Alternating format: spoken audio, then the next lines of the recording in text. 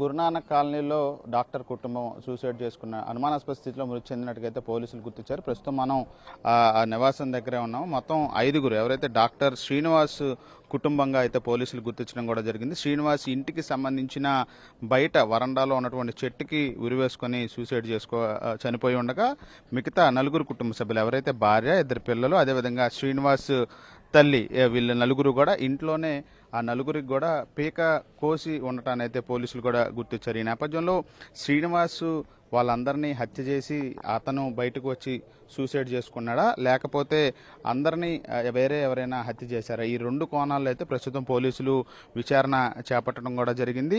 శ్రీనివాస్ శ్రీజ ఆసుపత్రికి సంబంధించి సొంతంగా గత కొంతకాలంగా నడిపారు ఆసుపత్రిని. అందులో ఆయన యజమానిగా కూడా ఉన్నారు. ఆర్థోపెటిక్ సర్జన్గా శ్రీనివాస్ ఉన్నట్టుగా కూడా ఇప్పటికే మనకి సమాచారం అందుతా ఉంది. శ్రీనివాస్తో పాటుగా ఎవరైతే ఇప్పుడు చనిపోయారో శ్రీనివాస్ భార్య ఉషారాణిగా, అదేవిధంగా కుమార్తె శైలజ, కుమారుడు శ్రీహాన్, వీళ్ళిద్దరూ 9 ఏళ్ళు కుమార్తెకు, 5 ఏళ్ళు కుమారుడికి ఉన్నాయి. ఇక తల్లి రమణమ్మగా కూడా గుర్తించారు. ఆమెకు 65 ఏళ్ల వయసు కూడా ఉంది. ఈ నేపథ్యంలో మొత్తం 5కి సంబంధించిన ఈ అనుమానాస్పద మృతికి సంబంధించి హత్య లేకపోతే ఆత్మహత్య, ఈ 2 కోణాల్లో పోలీసులు విచారణ చేపట్టారు. ఉదయం వరకు కూడా వీళ్ళందరూ బతికే ఉన్నట్టుగా అయితే స్థానికుల నుండి పోలీసులకి సమాచారం కూడా అందుతుంది. అంటే 10 గంటల తర్వాత ఈ ఘటన జరిగి ఉంటుందని కూడా పోలీసులు భావిస్తున్నారు.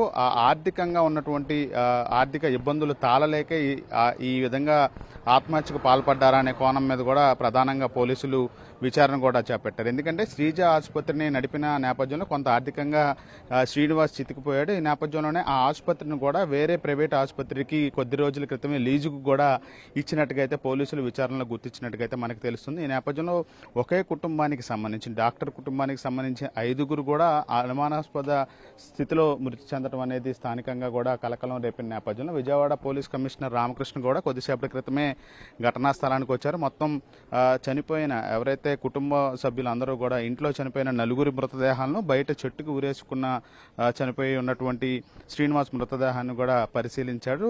దీనికి కారణాలు ఏంటి, హత్య లేకపోతే ఆత్మహత్య అనే దానికి సంబంధించి ఇంకా ఒక నిర్ధారణకి రాకముందే ఎటువంటి వివరాలు వెల్లడించలేము. పూర్తిస్థాయిలో విచారణ చేపడతాము. స్థానికంగా ఉన్నటువంటి సీసీటీవీ ఫుటేజ్లను కూడా గుర్తించాల్సి ఉంది. ఆ సమయంలో బయటికి ఎన్నింటికి వచ్చారు, ఎవరైనా లోపలికి వెళ్ళారా, ఈ అంశాలన్నీ కూడా పరిశీలించాక ఒక నిర్ధారణకి ఈ మృతుల మీద వచ్చే అవకాశం ఉంటుంది. కాబట్టి సాయంత్రానికి ఒక క్లారిటీ వచ్చే అవకాశాలు ఉన్నట్టుగా తెలుస్తుంది. ఇక క్లూస్ టీంతో పాటు డాక్ స్క్వాడ్ కూడా ప్రస్తుతం ఘటనా స్థలంలోనే వివరాలకి సంబంధించి పోలీసులు వచ్చిన నేపథ్యంలో ఈ మృతదేహాలని కొద్దిసేపట్లో విజయవాడ ప్రభుత్వ ఆసుపత్రికి కూడా తరలించి పోస్టుమార్టం కూడా నిర్వహించబోతున్నారు. కుటుంబ సభ్యులకు కూడా బంధువులకు కూడా సమాచారం అందించిన నేపథ్యంలో వాళ్ళందరూ కూడా ఇప్పుడే ఇంటికి కూడా వస్తున్న నేపథ్యంలో మొత్తం 5గురి అనుమానాస్పద మృతి డాక్టర్ ఫ్యామిలీకి సంబంధించింది అయితే ప్రస్తుతం నగరంలో